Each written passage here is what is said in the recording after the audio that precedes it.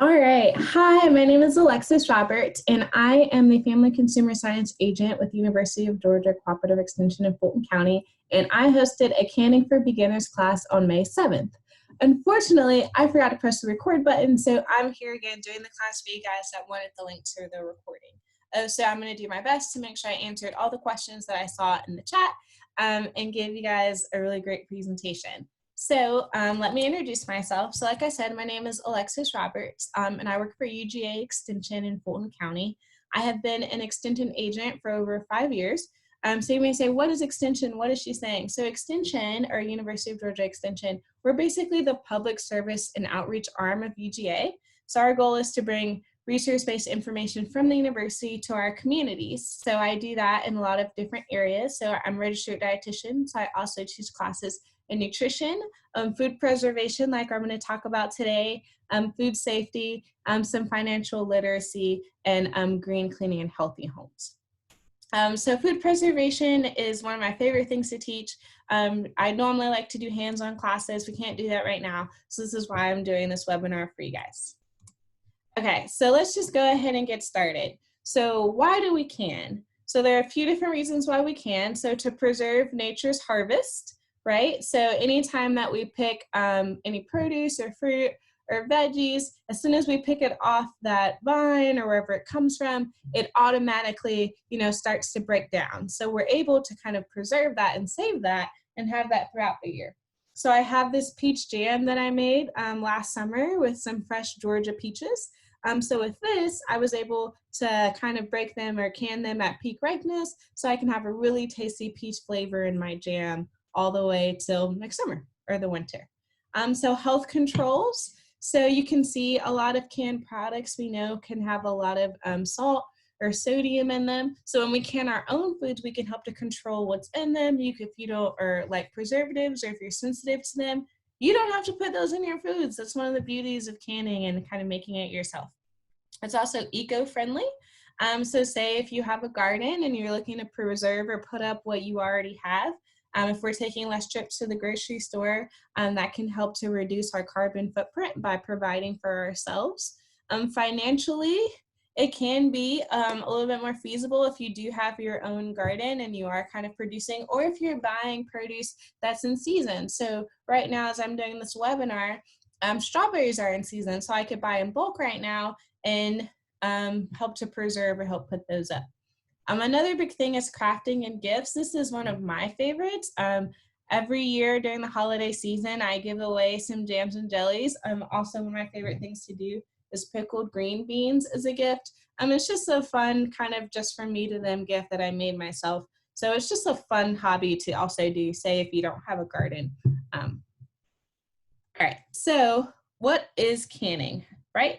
So canning is a method of preserving food in which the food contents are processed and sealed in an airtight container. So when we say airtight container, this is my airtight container. So you can see on this jar, nothing's canned in it, right? The lid is not airtight, things could leak out of it, but this is airtight, right? So what happens, I'll get in the next slide, is that when we can something, we put it in the hot canner, and we'll talk about what is a canner in a second. So when we heat it up, the heat actually inactivates the enzymes. So enzymes are part of kind of every food. There's enzymes that we have that relates to the color, the texture, and things like that.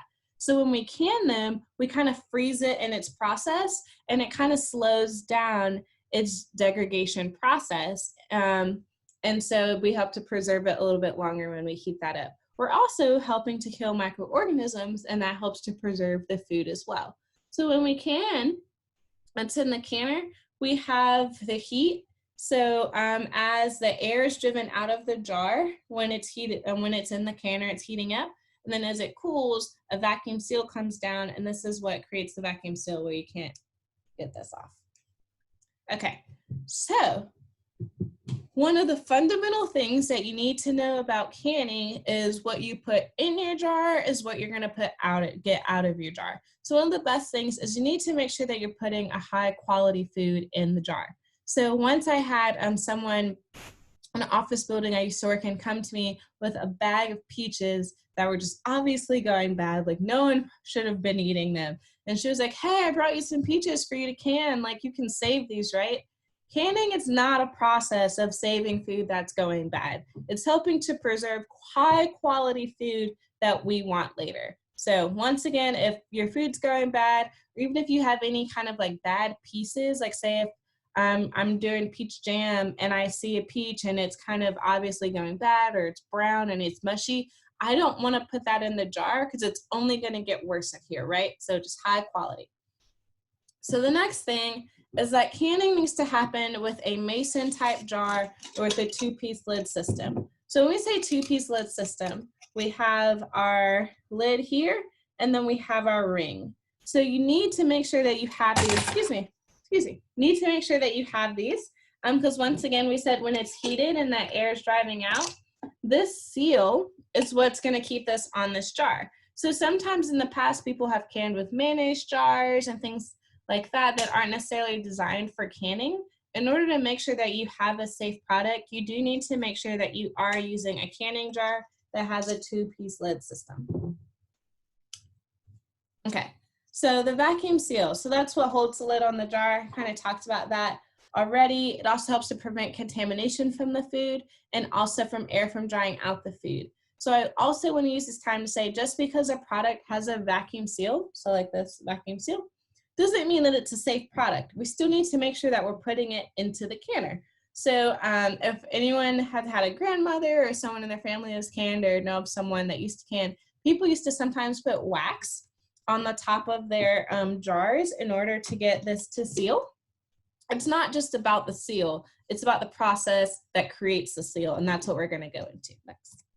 Okay, so there are 2 types of methods that are approved for canning. So it boils down to, So we have our boiling water canning method, which is water bath canning, which is for our acid foods. And then we have our pressure canning for our low acid foods. So what exactly is an acid food? So let's go to it.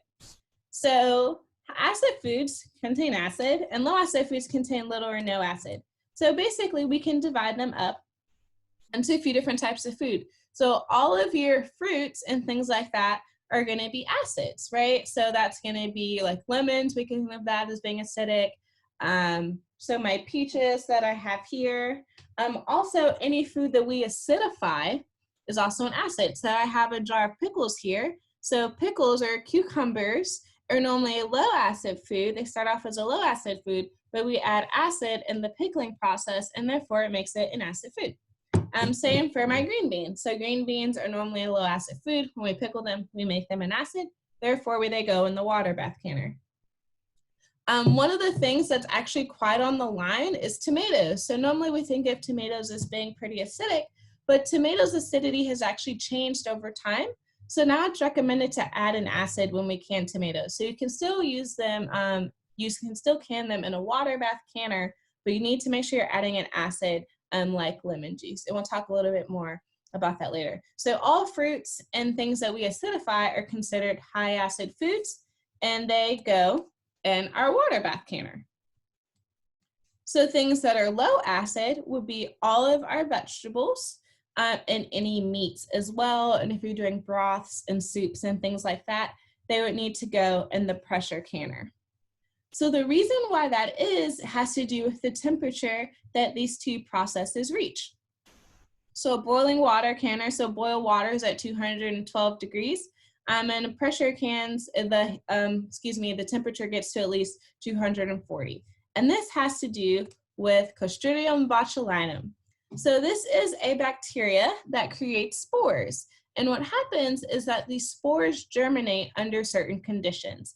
And these spores are very harmful for us. So we want to make sure that we destroy them. And we know that they can only be destroyed if they're heated to at least 240 degrees. So what happens is that when we heat it 240 degrees, we destroy these sperms and our product, these spores, and our product is safe. Woo! What we don't have to worry about with our with our acid foods, we don't have to worry about these spores because they don't like acid. So you know how vinegar or lemon juice can be used as a cleaner? And that's because bacteria doesn't like acid. So we don't really have to worry about it in our acid foods, but we're very concerned about it in our low acid foods. So the pressure canner is the only device that's going to get it up to at least that 240 degrees in order to kill these spores.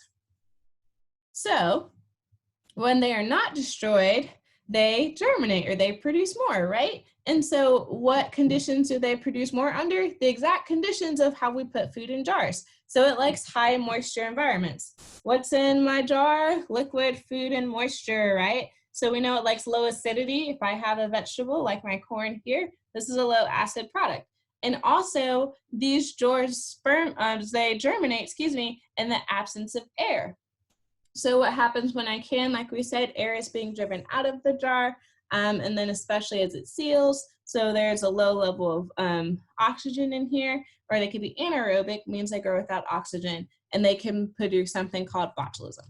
So botulism is really scary. So food can contain this toxin without showing any signs. It does not have a smell, it does not have a color, so I can't look at my jar and know that I have it. So symptoms can appear within 12 to 72 hours. You can have an upset stomach, blurred vision, death, difficulty swallowing.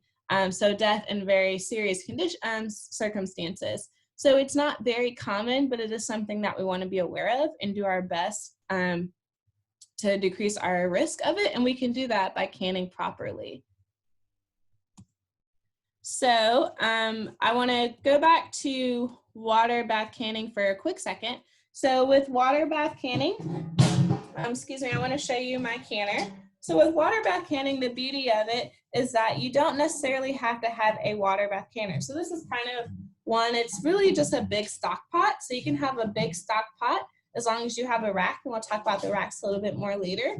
But with pressure canning, this does need to be designed specifically for pressure canning, and there are different kinds. Okay. So we'll go into two different methods of canning. So we have two methods called a hot pack and a raw pack. So hot pack is most preferred, and I would say generally recommended. So a hot pack is when food is cooked in the liquid before packing. So for example, I have carrots here.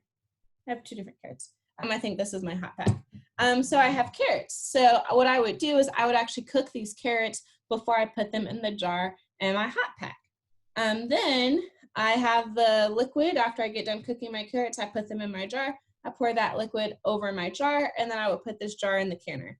When we do a hot pack, we actually are going to use fewer jars, because when we cook that product, we're cooking a lot of that moisture, not a lot of that, we're cooking some of the moisture out. And so we're ending up with a smaller product so we can fit more in the jar. So here, I actually have a raw pack, and you can kind of tell that it's actually floating a little bit more. So in my hot pack, I have less floating and I have better color and flavor. And it's going to be easier to pack versus with my raw pack. So you want to make sure that you are following the directions of your recipe. So if your recipe says a hot pack, then make sure you use a raw pack. Because, make sure you use a hot pack if it says hot pack, and a raw pack if it says raw pack. Okay, so a raw pack, like these carrots I have.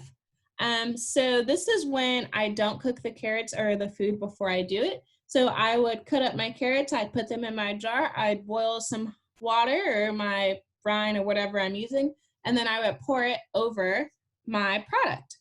And then that would be it. And then I would close it, wipe the jar lid, we'll talk about that in a second, and put it in the canner. So this is just a faster process. It kind of won't crush, and you just want to make sure that you're careful when you add these to the canner. And so one of the reasons why that is that you want to make sure that you're working with similar temperatures. So for example, it's recommended to go ahead and have your water in your canner warm. And you want to already have warm jars, because you're putting a warm product into a jar. So you don't want it to be cold, right? So when hot meets cold, all of a sudden what can happen? Your glass can break, and you definitely don't want that. So you want to make sure that when you put your hot product into your jar, that your jars are warm too. So when we have a raw pack, since we're packing in and then pouring liquid over, we want to make sure that our jar is warm and that we're careful adding it to the canner, as always. So it is most recommended to do a hot pack, just because, like I said, you can use fewer jars, you can put more product in there. As you can tell, it's going to look a little bit better than your raw pack, but it's 100% up to you. Okay. So equipment. So my favorite thing about water bath canning is that once again, you don't need a canner and it doesn't take a lot of equipment. So there are a few things that you do need. So one of the important things is a jar lifter. When you get one of these, you want to make sure you use it properly. So rubber side goes down on the jar. So I'll show you. I'll get my can of corn. Excuse me, my jar of corn, and I'll show you here. So when you do your jar lifter, you want to make sure that the lifter is right under the lip of the jar, so it's secure. So you want to make sure that you're using your jar lifter when you're putting items into the canner, and also when taking them out. They're going to be really warm and you don't want to touch them with your hand. So this is a huge safety precaution by using one of these. Next, you're going to use your funnel. So this isn't required, it just makes it a lot easier. So say if I'm putting my product into my jar, it's going to be a lot easier for me to kind of put it in there with the funnel versus if I'm trying to fit it in here and it can just get really messy. So if you have a funnel, it makes it a lot cleaner. And the other thing that you need that's really important is a headspace gauge. So you can't really tell on this video, but each of these steps actually has an amount, has a measurement, and that has to do with headspace. And we'll talk about that right here. Okay, so essentially your headspace is the space between the top of the jar and the amount of liquid or food that's on that level. So, and different products require different headspaces. So you can tell in my jam, my headspace is about 1/4 of an inch. So it has the smallest headspace. And then my largest headspace is actually going to be my carrots because I pressure can them and they have a headspace of about 1 inch. So when you're measuring out your headspace, if you have a headspace gauge like this, you would put, so say this is the 1 inch mark that I have. I put that at the top and it shows me 1 inch is where the bottom of my headspace gauge is in my jar. So let's see if it's 1/4 of an inch, excuse me, that looks a little bit better in the camera, then you can see it's not very deep and that's about where it needs to be. So I'll kind of try to show you, it's gonna be a little harder. Let's see, I'll put it here so you can kind of see, excuse me, that my jam kind of comes up to this mark. It's not exact because it's not in the lip of the jar, but you want to make sure that you use these. So after I put my product in my jar, then you use the other side of your headspace gauge and you want to free the bubbles. This is a step that a lot of people don't necessarily do, but it is important. So when we're loading things into the jar, a lot of air bubbles kind of get trapped in there. So you want to make sure that you free those because that will actually change your liquid line and the amount of product that you can put in there. So if you kind of make sure you free those air bubbles, typically you can put more product in the jar and you get to use less jars. So you do want to make sure that you use the correct headspace because if you use too little, you can have food that could bubble out during the processing time, or you can have a deposit that's left on the rim that prevents the sealing. So you want to make sure that nothing comes between this ring, this, the top of the jar, this lid, and your jar, because the seal is right here. And I'll just go ahead and say it just in case I forgot to say it earlier. These are not reusable. That's a frequently asked question that I get. Just because once you use this seal once, it will not seal as well again. So you want to make sure these are not reusable, but you're welcome to reuse your jars and your rings as long as they're not dented, broken, or you don't see any rust. So then with your headspace, if you leave too much headspace or too little, your food at the top is most likely to be discolored or your jar may not seal properly. So you do want to make sure that you're measuring that out.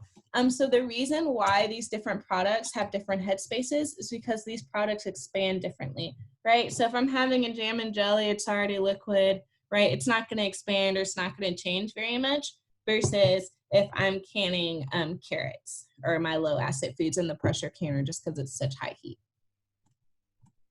Okay, so another thing to note is processing time in canning. So when canning, we say processing time. This is the amount of time that your jar is going to stay in the canner.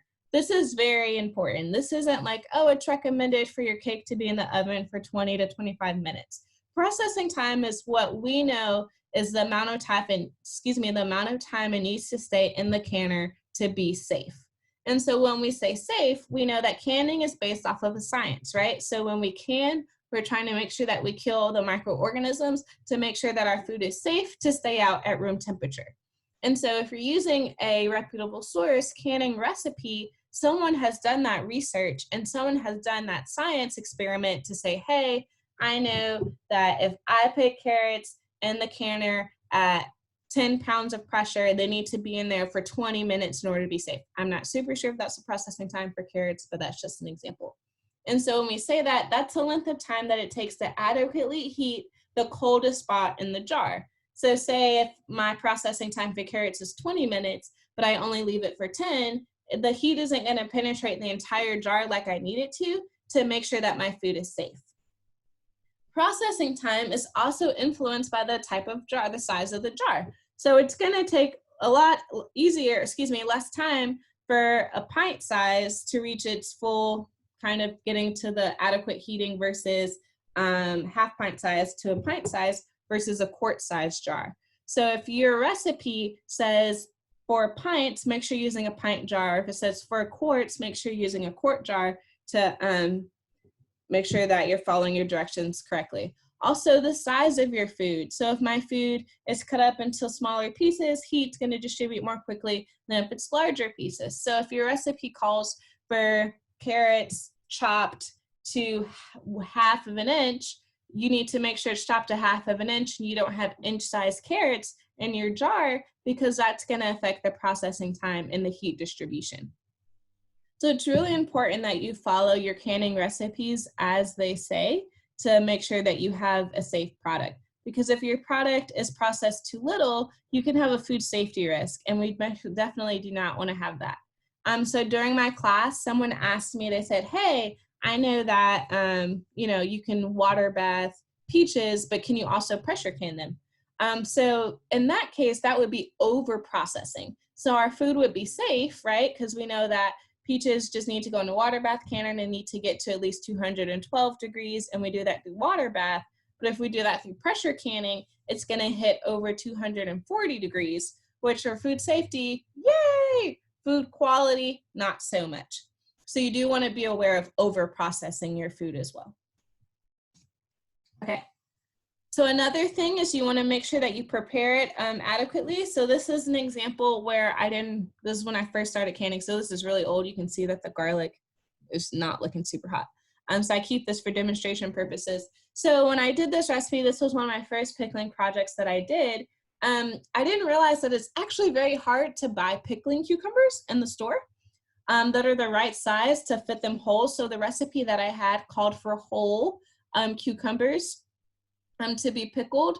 And so I had a hard time finding cucumbers that would fit into this jar. And so if I chopped them up, I would have changed my recipe. And so I wasn't able to do that, and I had to kind of shop around. You can see they're a little chopped in here.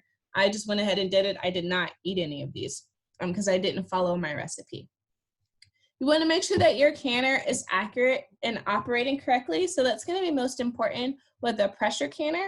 If you have a dial gauge pressure canner, it is recommended to get that gauge tested at least once a year. So just over time, as we drop things or move things around, your gauge can get off. So for example, it can say that your gauge is at 10 pounds of pressure when it may only really be at 8 or even at 7. So you want to make sure that you are getting those tested. You can get those tested for free at most extension offices. So just Google your county extension office. So wherever the county where you live, if you live in Georgia, you can Google UJ extension, and whatever county you live in, call your county office and see if they can test your pressure canner for you. If you live above 1,000 feet above sea level, you will need to make some adjustments when you can. And that's because when we get 1,000 feet above sea level, water actually boils at a different temperature. So you need to make sure that you're making those adjustments. And then you can look at any reputable recipe, and it'll tell you the adjustments that you need to make per 1,000 or 500 feet. So you want to make sure that you're getting your canning recipes from a reputable source, and you really want to be aware of kind of your older methods, or especially recipes that have been passed down through families or from friends and things like that. So the reason is that we know that science has changed over the last, even 20 to 5 to 50 years. And so if you're using a canning recipe that was 50 years old, the science behind canning, or the science that we use to support canning, has changed, and we know a lot more, right? So it's the same as your doctor using a 50-year-old procedure that no one really uses anymore. You want to make sure they're using up-to-date methods, so you want to make sure that you're using an up-to-date recipe. You also want to make sure you're getting it from a reputable source. So there are a lot of really cool recipes out there on Pinterest that are fun to try, but for canning, we don't really want to get our recipes on Pinterest because we don't know if those recipes have been tested to make sure that they're safe. And when we are canning and putting things on our shelves for long periods of time, we want to make sure that it's going to be as safe as possible. Okay, so we're going to go into boiling water canning procedures. So this is the basics of canning. So if you're not super familiar, you need more detail, I am going to be offering more demo classes in the future. So this is just kind of a brief overview. In those demo classes, I'll give a little bit more direction about the process. So with boiling water canners, you want to make sure that you have at least 6 inches of water that's already simmering or hot in the canner. So like we said, we want to make sure your water is already warm and that your jars are warming in that water before you add that hot product. So if you're doing a hot pack, you want to make sure that it's simmering water. If you're doing a raw pack, make sure you have hot water. You want to place jars on your rack in your canner. So this is really important. All canners need to make sure they have a rack. You don't have to have, so this is my rack. Excuse the noise. So you don't have to have a rack that looks like this. I have another rack that just kind of has these outlines. You just put it in there. So you need to make sure you have a barrier between your jars and the bottom of your canner. I've actually had this in a class, a hands-on class I did. Like I said, in one of my other racks, it's more of an open space in between here. And so one of my smaller jars kind of snuck its way down in there. And when we got done canning our product and opened the lid at the end, we had a cracked jar. So you need to make sure that there's some sort of barrier between your jar and the bottom of your canner. So you can get a rack like this. You can create your own. Just make sure that it is metal. It has an even surface. And I've had someone ask me, can you put like a cloth rag down there to create a barrier? That is definitely not recommended. It needs to be kind of some sort of metal contraption. Okay. So we place our jars on the rack in the canner, and then when we're all done and everything's in the canner, you want to make sure you have at least 1 to 2 inches of water above your jars. So if I'm doing peach jam, I want to make sure I have at least, when everything's in the canner, I have at least 1 to 2 inches of water above my jar. So once the water is fully boiling, that's when I start my processing time. So we call it a rolling boil. It's because they're a rolling boil. So it's not one of those you're like, is it boiling? I'm not quite sure. You should know that this is boiling. It's just going, the water is wavy, it's going at it. And this is when we start our process time. So once again, we know that it needs to be at 212 degrees if it's boiling water, if it's water bath canning, at whatever that processing time is. And so we don't start that until we know it's at 212, and we know it's at 212 because the water's boiling, right? So if the water ever stops boiling, we have to start that processing time over. So say if I'm making peach jam, the processing time is about 5 minutes. So say 2 minutes in, maybe my power goes out or something happens. Well, my jar didn't stay at 212 degrees for 5 minutes. Therefore, I have to start the process over. So I put my jars back in the canner, and I can start that time over as soon as that water is boiling for a consistent period of time, and I start my processing time. So after you get done processing, so say if it's my peach jam, it's been 5 minutes, I'll turn off my burner, I'll remove the lid, I'm gonna let the jar sit another 5 minutes before I take them out, and then I'm gonna take them out using my jar lifter. So I'll talk about how you wanna handle your jars when you're putting them in and out of the canner. So you wanna make sure, let me get this right.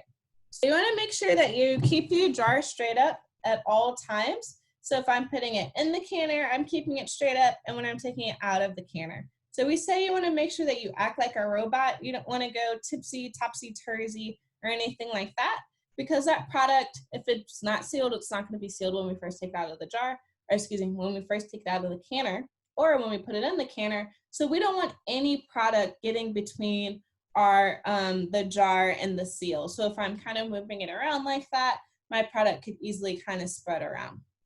So we want to make sure that you're kind of being robotic about it, keeping it upright the entire time. And then when we set it down, when it is warm, we're setting it down on a thick, clean towel or some sort of cooling rack.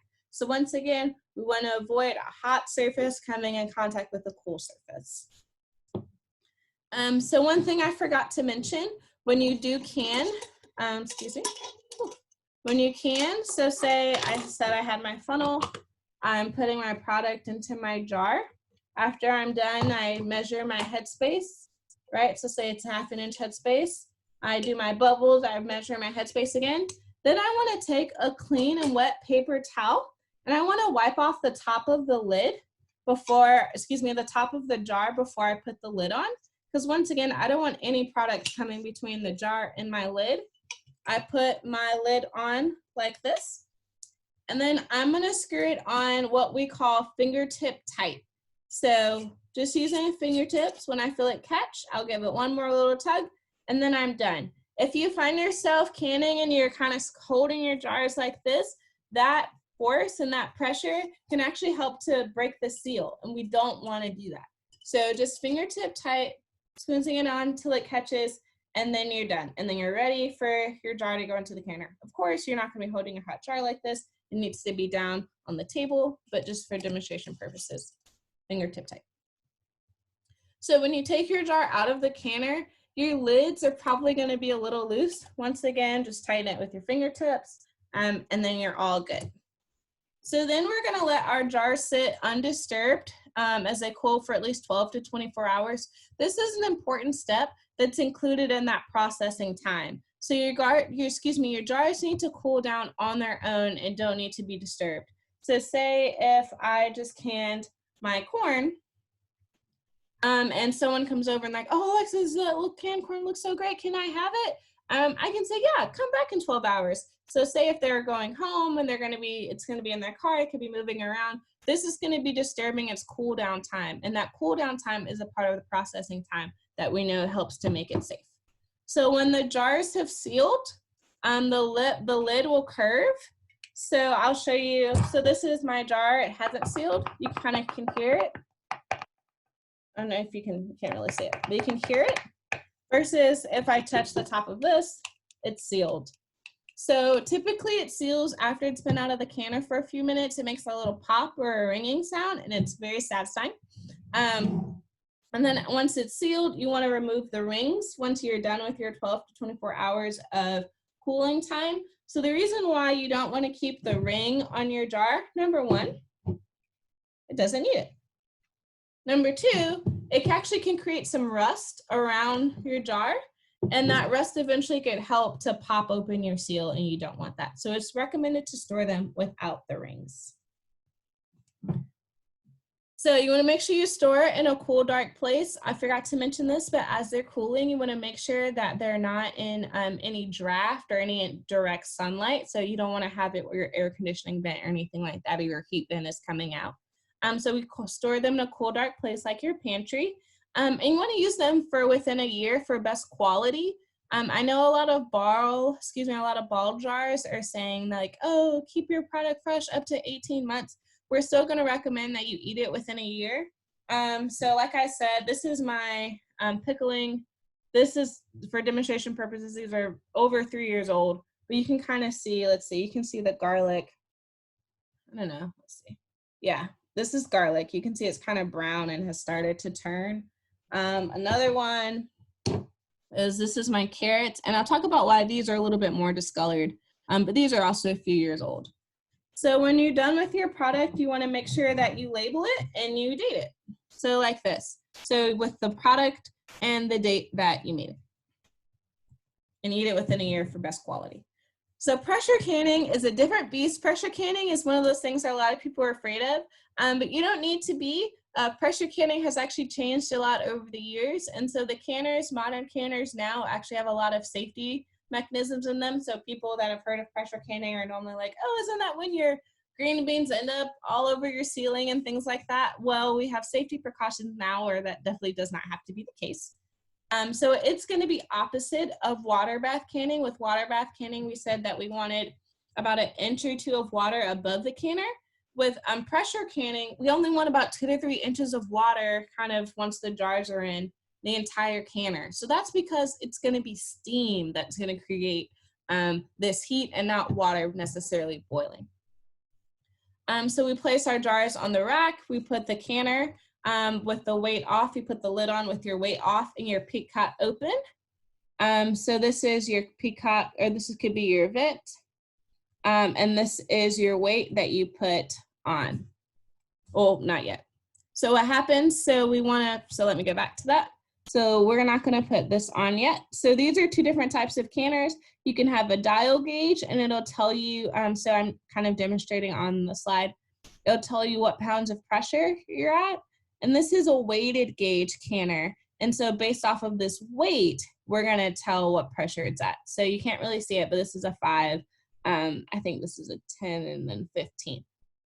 So you can kind of slide it on each side, or you can have different weights. So this is one where you have different weights in one. There are other ones where there are physically different weights that you put on to create the pounds of pressure that you need. So I'm gonna put my lid on, make sure it's tight, make sure it clicks, and then I'm gonna turn up my heat to high. And then you wanna make sure that it exhausts for 10 minutes. So when we say exhaust, there's gonna be steam coming out of the vent. So it's gonna be a steady stream. And so when you see a steady stream, that's when you count your 10 minutes. So once you have the 10 minutes, you're gonna close the vent. So that's typically you put a little weight on. And so then if you have a dial gauge, it'll tell you when it has come to the pressure. So if you're trying to get to 10 pounds pressure, you wait till it goes to 10 pounds. If it's a weighted gauge, typically those rock or they make noise when they're at pressure. And that's when you start your timer. So it's gonna be the same with water bath canning if there's any interruption. So say that your power goes out, or maybe you turned your temperature down a little bit. Instead of staying at 10 pounds pressure, it went to 9 or 8, or you didn't hear it rock anymore, then you do need to start that processing time over. So say we had our processing time, everything went great. We're gonna turn off the heat. We're gonna let our pressure drop all the way to 0. I will say that's really important. So one time I did a little experiment when I first started, and this is going back to this can of corn that's discolored a little bit more. And so I think I had to leave to go somewhere, and I was like, oh, I wonder if what'll happen if I just, undo it before it's fully done depressurizing. And so what happened was it ended up sucking out half of my liquid in this jar. So it's recommended if you have half of your liquid gone to not eat that product, or to put it in the refrigerator and eat it within about 5 days. So you can kind of tell this is my liquid line and it should be way up here. And that happened instantly. Versus in another batch I did, you can see this is my liquid product versus this. So you do want to make sure that you do take that time and you are patient for it to drop all the way down to 0 pounds of pressure. So you're gonna wait another 2 minutes. You're gonna make sure that all your locks and handles have been released. So like I said, in modern canners, there are some latches or some safety mechanisms that kind of show you. So in one of the canners that I have, when it's done depressurizing, when it's in pressure mode, or when it has pressure in it, a little red tip kind of comes up. So I know, hey, I can't even open it if I tried. And when that goes all the way down, then I know it's at 0 pounds of pressure. So you're gonna move the weight or your peacock. So open that vent again, wait 10 minutes, and then you're gonna open the canner, and you wanna be aware of steam. I'm gonna get my lid. So you also wanna be aware of this with water bath canning as well. So you're gonna have a lot of steam when you open that lid. So you always wanna make sure that you open the lid away from your face. So if this is my canner, it's like this. I'm gonna make sure I kind of open it like this, and I'm gonna tilt that steam away from my face because it's gonna be really hot. So it's gonna be the same thing. We're gonna move our jars to a padded surface or a rack, let it cool for 12 to 24 hours undisturbed, and then check to make sure that our jars have sealed. So sometimes things happen, I'll go back for a second, and your jars don't seal. So the beauty of that is that you have time. It's okay. If you discover that your jars have not sealed within 24 hours, you can put them back in the canner and redo your process. Say if you find out that they haven't sealed, say it's been 2 days and you go back and you're like, oh, my jar's not sealed. Then it's recommended to put it in the refrigerator for it and try to eat it within 5 days. Okay, so I wanted to go over some trusted resources with you guys. So we have our National Center of Food Preservation website. So I'm going to show that for you guys right now. I'm gonna stop my screen sharing to make sure I'm sharing the correct screen. Okay, so then I'm gonna go back to our, so this is the National Center for Food Preservation website. This is an amazing resource if you're not familiar. So this site goes through the entire food preservation process from canning, freezing, drying, to curing, smoking, fermenting, pickling, jams and jellies, and more. So there's general information that you can get about canning. So how to can preserves, processing time, things we talked about, jar sealing. We can also get recipes. So say if you're looking to do apple butter, highly recommend this recipe. It's really great. Or if you're gonna do cherries, or let's go back. Maybe we're gonna do a salsa. So, oh, that's Spanish. If you speak Spanish, awesome. And then it gives you the recipe and how much it yields. And then also, this also has a frequently asked questions section. Let's see.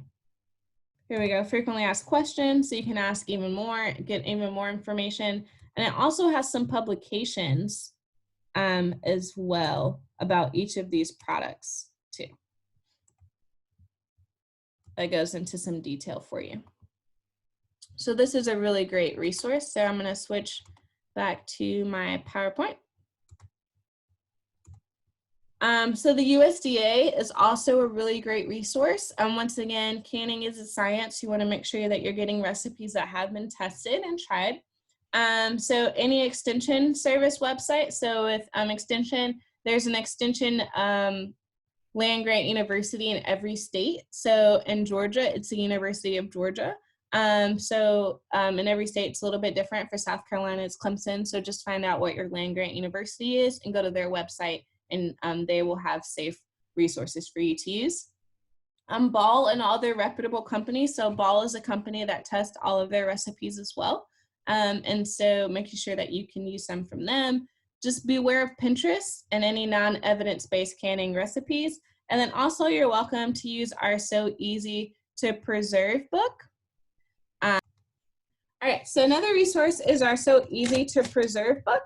So this is a book that's put out every so often by the University of Georgia. So this is created by one of our wonderful food safety specialists, and it takes you through the entire preservation process from canning to freezing to drying to curing. And so it has recipes in it, the process behind it. Each chapter, each food kind of chapter ends with a what did I do wrong situation. So say if you do pickling and your product turns out blue, and it'll tell you maybe some areas to improve on. This is a really great resource. We sell this online for $20. I'll include the link in the follow-up email when you guys receive this link. If you access this link from another way, just email me. My email is roberts9@uga.edu, and I can get you this link, or you can Google it. This is called So Easy to Preserve. It's a really great resource. So another great resource if you work in the school system is our Food Preservation for Youth. This is free upon request. If you go to that National Center for Home Food Preservation website, you can request this. And this has recipes that you can use with youth, as long as a leader guide and a curriculum and things like that. So if you're an educator, this is a really great resource for you. I'm trying to find one of our pretty pages. So it goes into how can you can tomatoes to pickles to jams and jellies. And it even has worksheets for students as well. Okay. So next, I'm going to go into my frequently asked questions. So like I said, I normally do these classes in person. So these are some common questions I've gotten over the years. So can I pressure can an electric pressure canner? Right now, so these are examples. So not to name drop, not endorsing any products. So things like your Instapots and things like that, where it's purely electronic, you press a button. So we do not recommend canning in those right now. And the reason for that is we can't verify what pounds of pressure that is and for truly how long, because it's just the setting. And so it's not recommended to can right now. There hasn't been a lot of research done in those areas, so we can't say that it's safe. So what about oven canning or flipping the jars over? I once did a class with a woman and we were doing salsa. And she was like, oh, why can't you just flip it over? It's gonna seal, that's what my grandmother did. And it's like, yeah, we can get a seal just because anytime heat goes on top of the seal, it can create some suction, sure, but we need to make sure that we put it in the canner, that we're killing all those microorganisms so it can stay out and be shelf stable. So when we do it in the oven, it's kind of the same process. It's not getting to the heat that it needs to. So you do need to make sure that you put it in the canner. The same goes for the wax question I get a lot. So can I just put wax on the top? No, we need to make sure that we're putting it in the canner and it's being sealed by that heating process. Do I have to use lemon juice with tomatoes? The answer is yes. So once again, the acidity of tomatoes have changed over the years and they're actually less acidic as they used to be. So we do need to make sure we're adding an acid if we're gonna put them in a water bath canner. So when we say lemon juice, you wanna make sure that you're using commercially bottled lemon juice. And the reason why that is, if you use lemon juice in the store or from a lemon, not from a store, for lemon juice from an actual lemon, the acidity of that lemon juice can actually vary from lemon to lemon. So if you're doing store-bought and concentrated lemon juice, then you know the acidity and that it's safe. So can food be recanned if the lid does not seal? 100%, we talked about that. As long as you discover it within 24 hours, you can start that processing time over. How long will canned foods keep? So you want to keep them once again for about a year. So I showed some, these are within a year. Carrots, these are carrots are over 2 years. So it is going to change for best quality. I don't know if you can really, you can kind of see the difference. These are a lot more colorful, also by the canning method. But these are also canned in 2016 and these were canned last year. So big difference in quality. So you want to make sure that you are eating them within a year. Is it necessary to sterilize your jars before canning? Not necessarily. So if your canning process is going to be over 10 minutes, you don't need to sterilize your jars. So when I say sterilizing your jars, it's just putting your jar in your canner or boiling water for 10 minutes and that it would be sterilized. If your processing time is 10 minutes or longer, your jar and your products are going to be sterilized. But for example, if I have my peach jam and the processing time is only 5 minutes, I can add another 5 minutes to the processing time, or I can put my jars in boiling water for 10 minutes and then they're sterilized. Another question I got during the webinar that I wanted to add to this, someone asked me, what if your recipe doesn't have a processing time?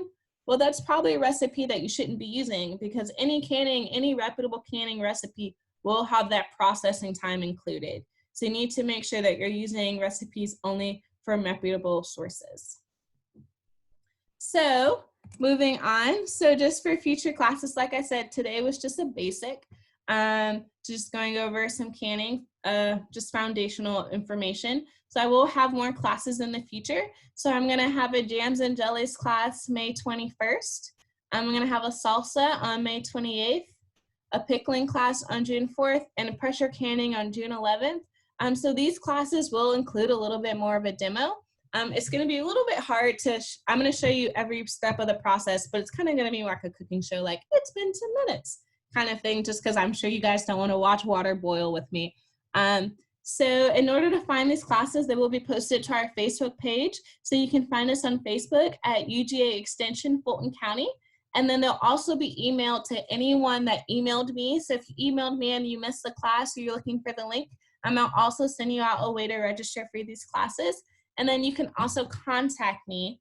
And once again, my name is Alexis Roberts, and my email is roberts9@uga.edu. And you can contact me for more information. So this was my question slide. So once again, this is a re-recording. I tried to add all the questions, information that I was asked during the actual webinar in this. If you still have any questions, please feel free to contact me. And thank you so much for watching and tuning in, and I hope to see you at a later class. Have a great day.